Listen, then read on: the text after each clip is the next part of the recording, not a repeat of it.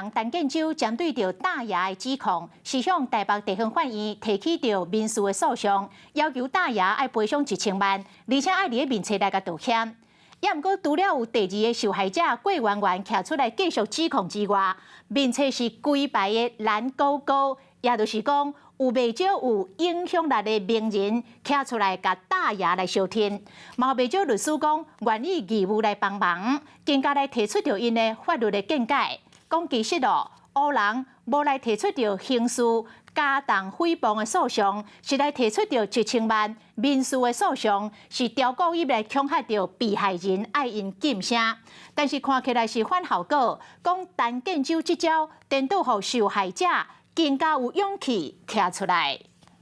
大爷徛出来压了，讲起互乌人陈建州性骚扰了后，连马道郭媛媛嘛徛出来发声，讲曾经受害，理由是无想要互大爷干那一个人。文章一打出来，艺人甲政治人物全部团结徛做伙。伫面册顶悬写讲无要互大爷孤单，袂少人徛出来鼓励，甚至真侪出名的律师拢跳出来讲愿意替因服务，更加指出陈建州提过这个举动，其实背后有人指点。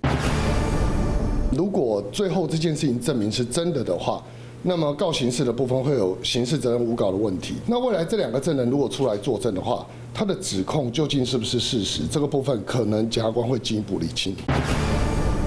为过去的经验来看，陈建州提出着9000万精神赔偿的费用，这个金额会用来讲是非常的悬。律师表示，一般精神赔偿的金额大概拢是100万左右。毕竟双方拢是公众人物，即摆代志闹甲众人知，事后乌人要求大爷公开来道歉。不过其实早在伫咧2022年的2月份，宪法法庭认定强制公开来道歉，地诉人民发表着自我否定的言论是有危险的可能。不管是看报纸，也是伫咧社群媒体上，拢共款。道歉的部分，因为影响到一般民众的表意自由，所以在脸书上刊登道歉启事，一般来说。在目前的法院实务上也不会成立。之前中国艺人吴亦凡去红压了的时阵，嘛是选择法律书函无承认指控，佮要求赔偿，手法拢是共款1000万的赔偿金，敢是要恐吓佮较侪被害人，叫因卖出声。不过这个结果看起来，煞颠倒是互因徛出来的勇气。嗨，我是庄宇杰，想要看到更多的新闻内容吗？赶快订阅华视新闻的 YouTube 频道，并且开启小铃铛，跟着宇杰一起看新闻吧。